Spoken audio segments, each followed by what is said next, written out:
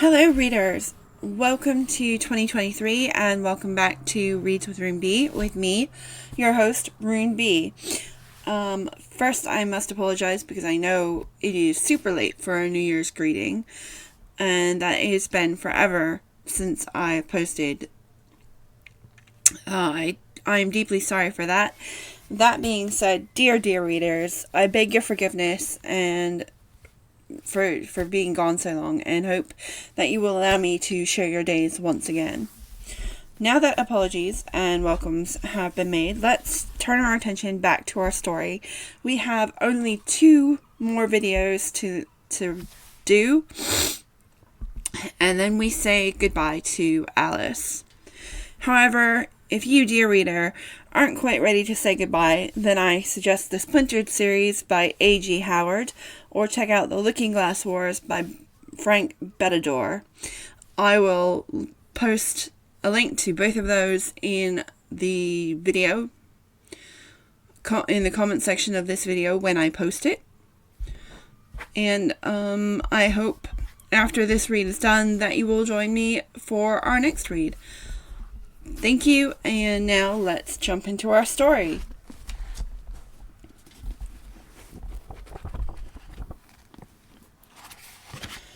Queen Alice.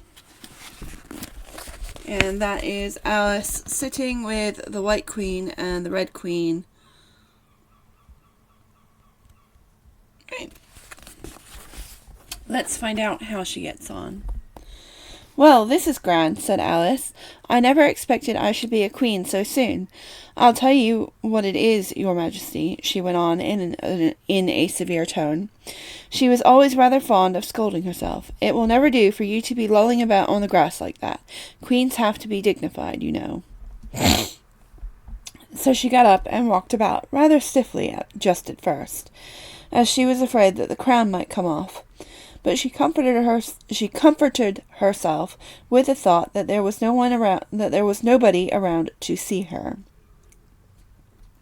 "And if I really am a queen," she said as she sat down again, "I shall have to be able to manage it quite well in time."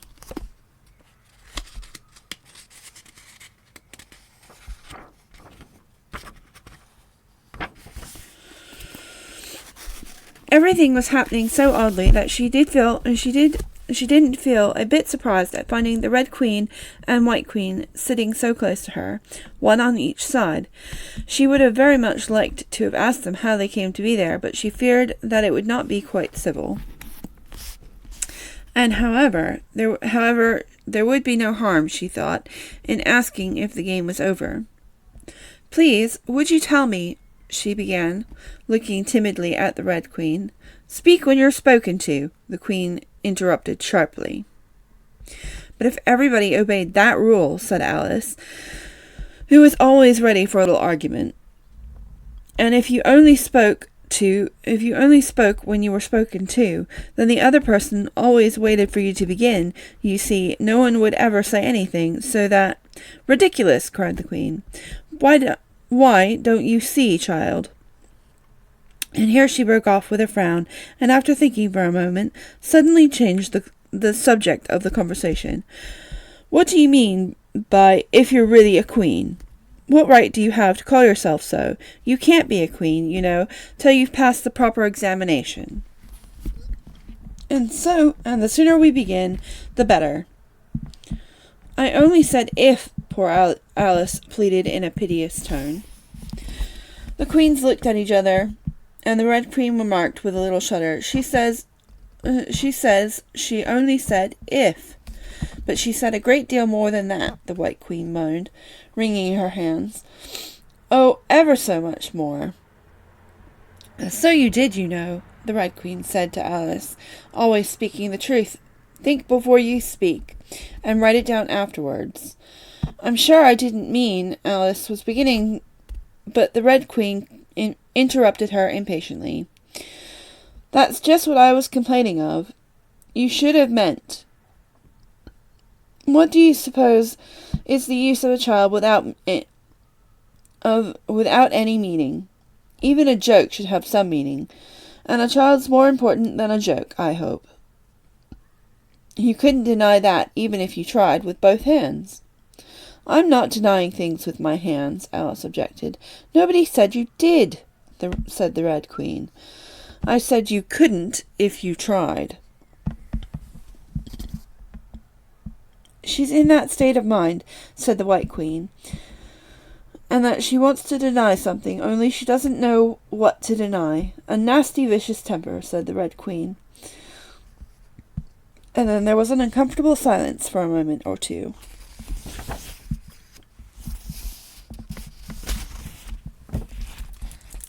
Forgive me, dear reader, my throat is quite dry.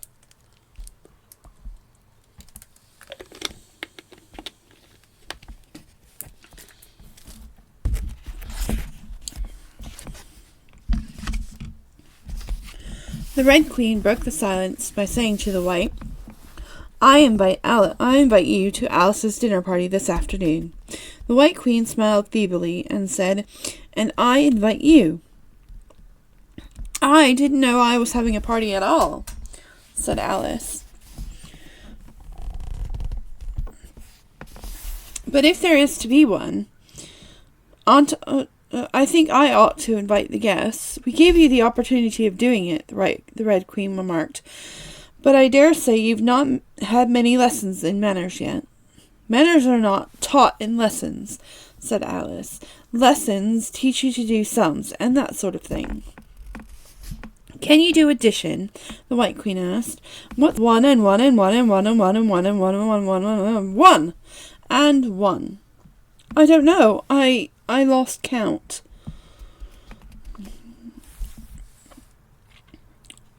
She can't do addition, the Red Queen interrupted. Can you do subtraction? Take 9 from 8. 9 from 8? I can't, you know, replied Alice very readily. But she can't do subtraction, said the White Queen. Can you do division? Divide a loaf by a knife. What's the answer to that? I suppose, Alice was beginning, but the Red Queen answered for her. Bread and butter, of course. Try another subtraction sum. Take a bone from a dog. What remains? Alice considered. The bone wouldn't remain, of course, if I took it, and the dog wouldn't remain. It would come to bite me. And I'm sure I shouldn't remain either. Then you think nothing would remain? The Red Queen asked. I think that's the answer. Wrong as usual, said the Red Queen. The dog's temper would remain. But I don't see how. Why, look here, cried the Red Queen. The dog would lose its temper, wouldn't it? Perhaps it would, Alice replied cautiously. Then if the dog went away, its temper would remain, the Queen exclaimed triumphantly. Alice said, as gravely as she could, they might go different ways. But she couldn't help thinking to herself, what dreadful nonsense we are talking. She can't do sums a bit, the Queen said together, with great emphasis. Can you do sums? Said Alice, suddenly turning on the White Queen, for she didn't like being found fault with so much.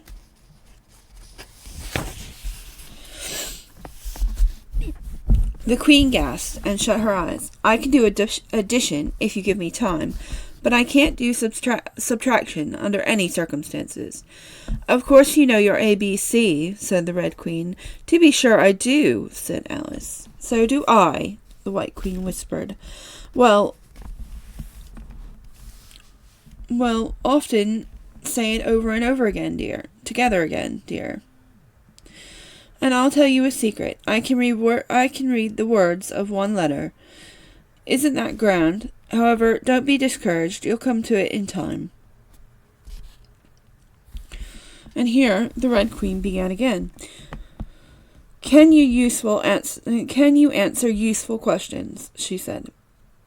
How is bread made? I know that, cried Alice eagerly. You take some flour. Where do you pick the flour? The White Queen asked. In a garden or in hedges? Well, it isn't picked at all. It's ground. How many acres of ground? Said the White Queen. You mustn't leave out so many things. Fan her head, the Red Queen interrupted anxiously. She'll be feverish after so much thinking. And so they set to work and fanned her with bunches of leaves,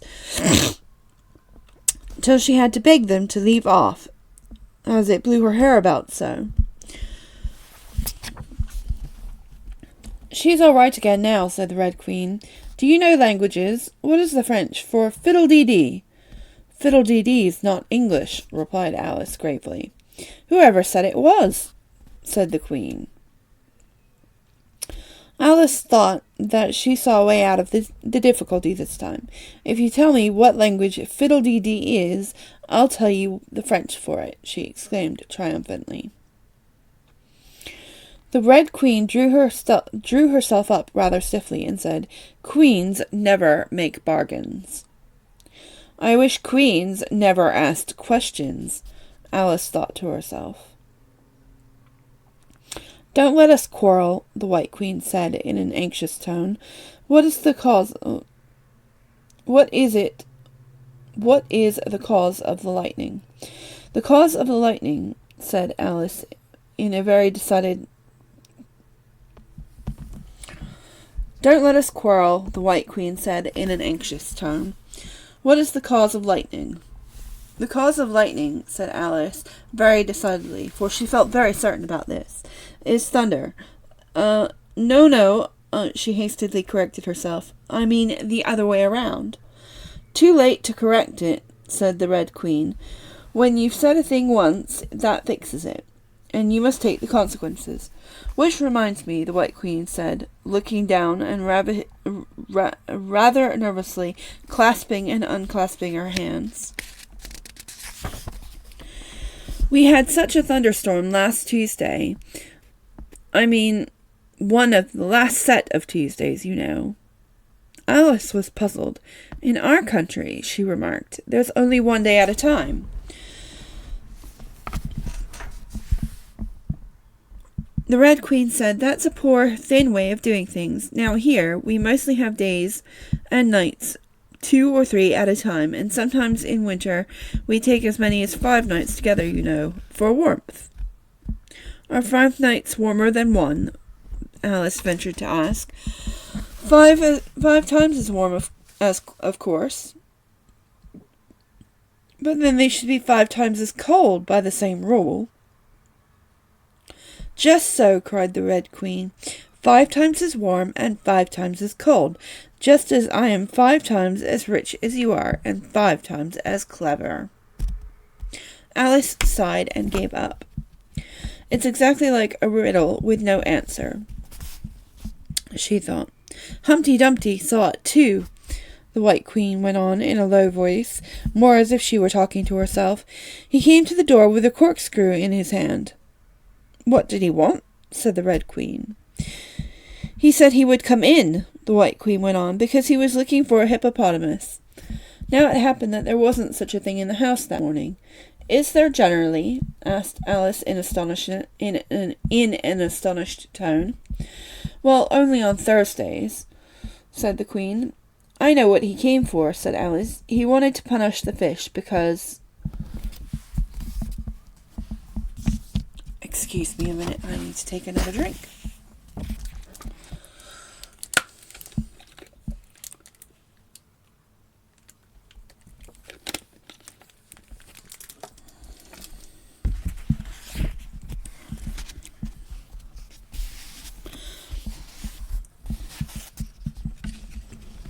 And here the White Queen began again.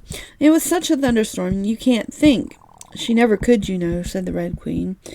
And part of the roof came off, and ever so much thunder got in, and it went rolling around in the room in great lumps, and knocking over tables and things, till I was so frightened I couldn't remember my own name. Alice thought to herself, I never should try to remember my name in the middle of an accident. Where would be the use of it? But she did not say this aloud, for fear of hurting the poor Queen's feelings. Your Majesty must excuse her, the Red Queen said to Alice, taking one of the White Queen's hands in her own and stroking it gently. She means well, but she can't help but saying foolish things, as a general rule. The White Queen looked timidly at Alice, who felt she ought to say something kind, but really couldn't think of anything at the moment. She never was really well brought up, the Red Queen went on, but it's amazing how good-tempered she is. Pat her on the head and see how pleased she'll be. But this was more than Alice had courage to do. A little kindness, and putting her hair in papers would do wonders with her. The White Queen gave a deep sigh and laid her head on Alice's shoulder. "I'm so sleepy," she moaned. "She's tired, poor thing," said the Red Queen. "Smooth her hair, lend her your nightcap, and sing her a soothing lullaby." "I haven't got a nightcap with me," said Alice, as she tried to obey the first direction. "And I don't know of any soothing lullabies." "Well then, I must do it myself," said the Red Queen, and she began. "Hush, my lady in Alice's lap. Till the feast is ready, we've time for a nap. When the feast is over, we'll go to the ball. Red Queen, White Queen, Alice, and all. And now you know the words," she added, as she put her head down on Alice's other shoulder. "Just sing it to me through. I'm getting sleepy too." And in a moment, both queens were fast asleep and snoring aloud. "What am I to do?" Alice exclaimed, looking about in great perplexity. At first one round head and then the other rolled down her shoulder and lay like a heavy lump in her lap. "I don't think this has ever happened before, that anyone had to take care of two queens asleep at once. Not in all the history of England. It couldn't, you know, because there was never more than one queen at a time. Do wake up, you heavy things," she went on in an impatient tone, but of course there was no answer but gentle snoring. And here is poor Alice and the queens asleep.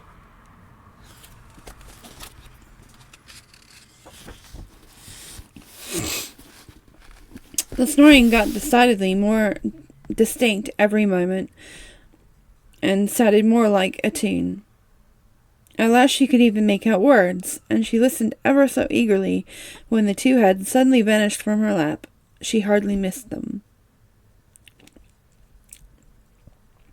She was standing before a great arched doorway over which there were words, "Queen Alice," in large letters. On either side of the arch there was a bell. One was marked "Visitor's Bell," and the other was marked "Servant's Bell." "I'll wait till the song is over," thought Alice, "and then I'll ring the... Which bell should I ring?" she went on, very much puzzled by the names. "I'm not a visitor, and I'm not a servant. There ought to be one marked Queen, you know." Just then the door opened a little way, and a creature with a long beak poked his head out for a moment and said, "No admittance till week after next," and shut the door again with a bang.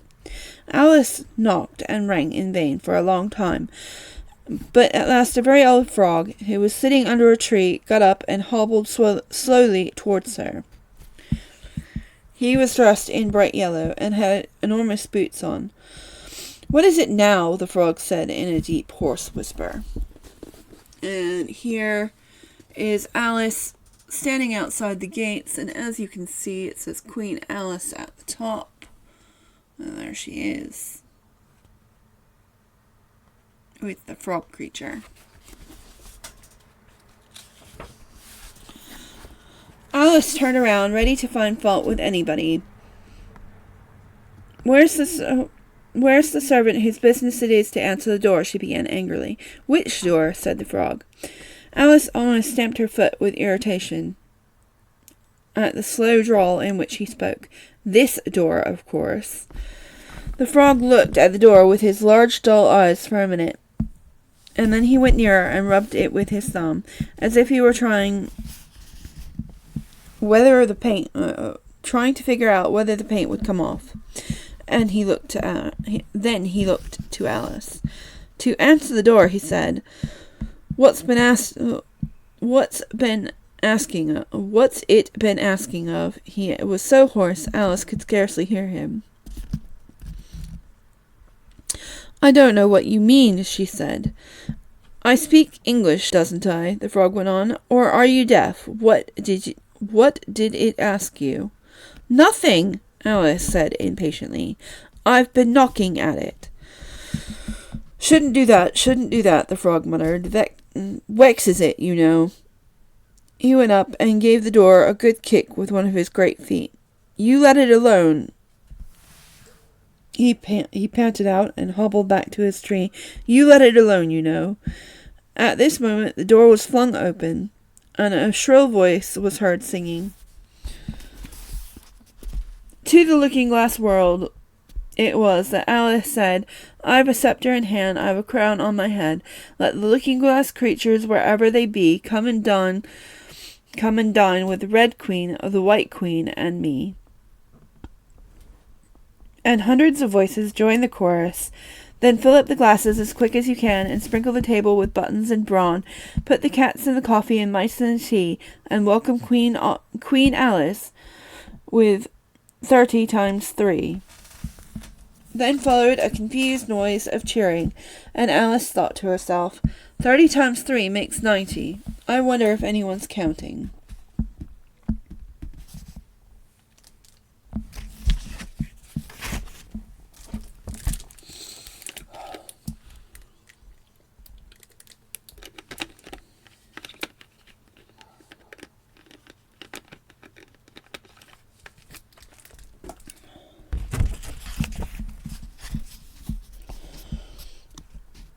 In a minute there was silence again, and then the same shrill voice sang another voice. O looking-glass creatures, quoth Alice, draw near. 'Tis an honour to see me, a favour to hear.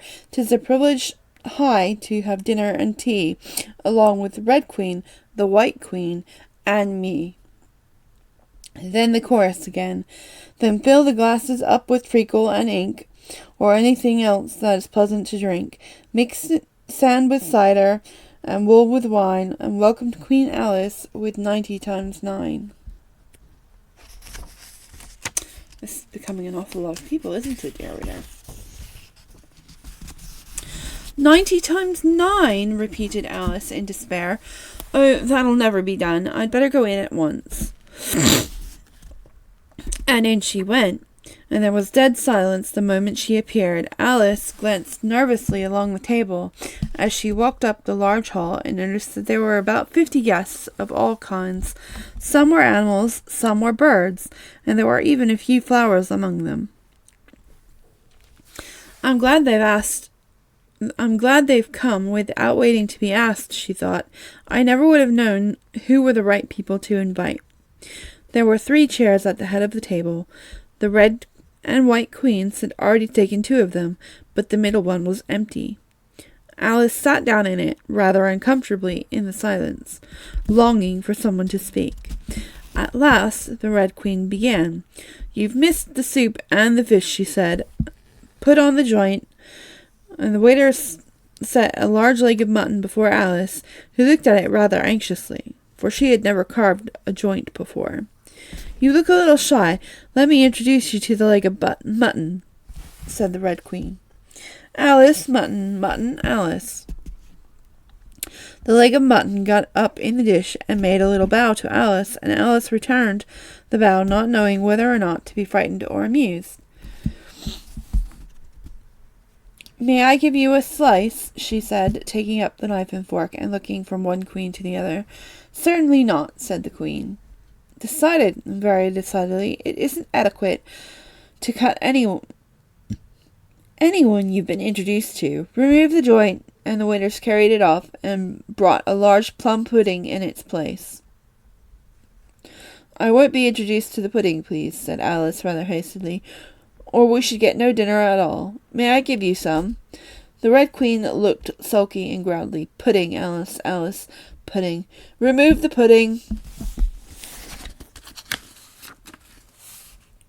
And there is Alice being introduced to the joint.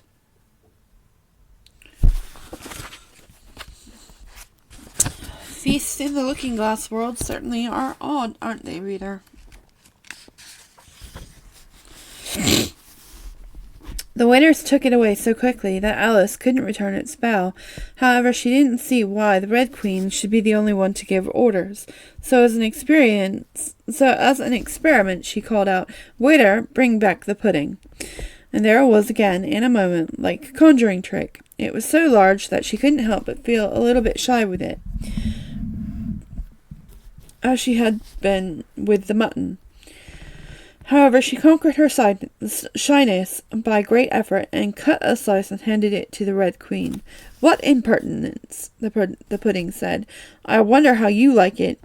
If I were to cut a slice out of you, you creature."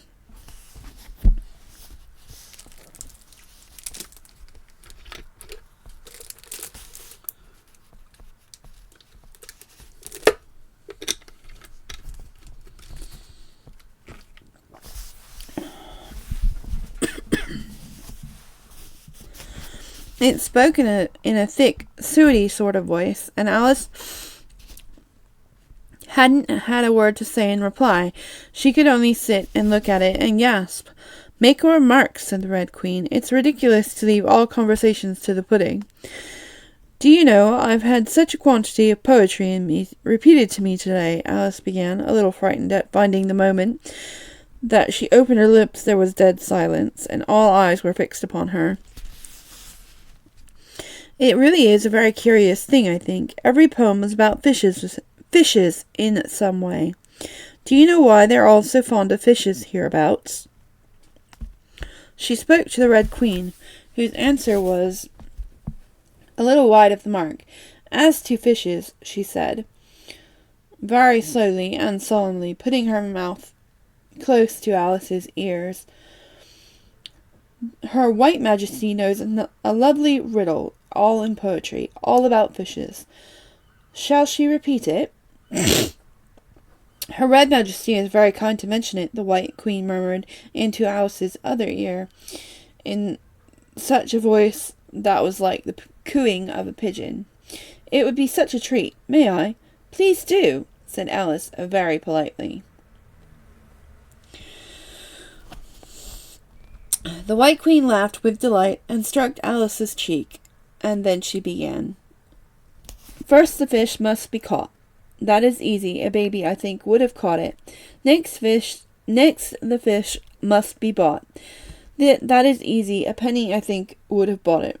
Now cook me the fish. This is easy and will not take more than a minute. Let it lie in a dish. This is easy because it is already in it. Bring it here. Let me sup. This is easy to such. It is easy to set such a dish on the table. Take the dish, cover up. Oh, that is so hard that I fear I am unable. For it holds like glue, holds the lid to the dish, and where it lies in the middle, which is easiest to do, undish the cover of the fish, or dish cover the riddle. Take a moment to think about it, and then guess," said the Red Queen. "In the meanwhile, we will drink to your health." "Queen Alice's health!" she screamed at the top of her voice, and all the guests began drinking directly. And very queerly they managed it. Some of them put their glasses upon their heads, looking like extinguishers, and drank all that trickled down into their faces. Others upset decanters and drank the wine as it ran off the edges of the tables. 3 of them, who looked like kangaroos, scrambled up onto the dish of roast mutton and began eagerly lapping at the gravy. "Just like pigs in a trough," thought Alice. "You ought to return thanks in a neat speech," the Red Queen said, frowning at Alice as she spoke.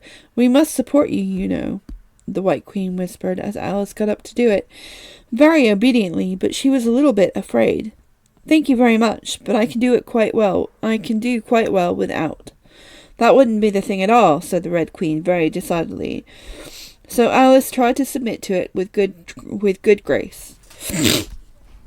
And they did push so, she said afterwards, when she was telling her sister the history of the feast. "You would have thought they wanted to squeeze me flat." In fact, it was rather difficult for her to keep her place while she made her speech. The two queens pushed her so, one on each side, and they nearly lifted her up into the air. "I rise to return thanks," Alice began, and she really did rise, as she spoke, several inches. But she got a hold of the table, and managed to pull herself down again. Take care of yourself," screamed the White Queen, seizing Alice's hair with both hands. "Something's going to happen." And then, as Alice described it afterwards, all sorts of things happened in that moment. The candles grew up to the ceiling, looking something like a bed of rushes, with fireworks at the top. As to the bottles, they took each pair of plates, which they hastily fitted on as wings, and so too forks for legs, and went fluttering about in all directions. And very bird-like they did look, Alice thought to herself, as well as she could, in the dreadful confusion that was beginning. At that moment she heard a hoarse laugh at her side, and turned to see what was the matter with the White Queen. But instead of the Queen, there was a leg of mutton sitting in the chair. "Here I am!"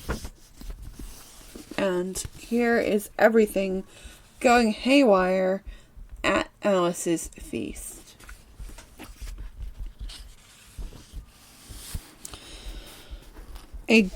Cried a voice from a soup tureen, and Alice turned again just in time to see the Queen's broad, good-natured face grinning at her for a moment over the edge of the tureen before she disappeared into the soup. There was not a moment to be lost.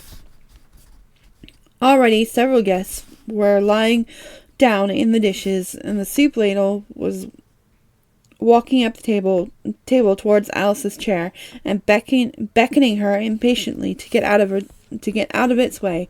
"I can't stand this any longer," she cried, as she jumped up and seized the tablecloth with both hands. One good pull, and plates, dishes, guests, candles came crashing down together in a heap on the floor. "And as for you," she went on, turning fiercely upon the Red Queen, whom she considered the cause of all the mischief. But the Queen was no longer at her side. She had suddenly dwindled down to the size of a doll, and that was now on the table, merrily running around after her own shawl, which was trailing behind her. At any other time, Alice would have felt surprised at this, but she was far too much excited to be surprised by anything now. "And as for you," she repeated, catching hold of the little creature, in the very act of jumping over a bottle which had just alighted upon the table, "I'll shake you into a kitten, that I will." And that is where we leave our chapter for today. Thank you for listening. See you next time, readers. Keep reading.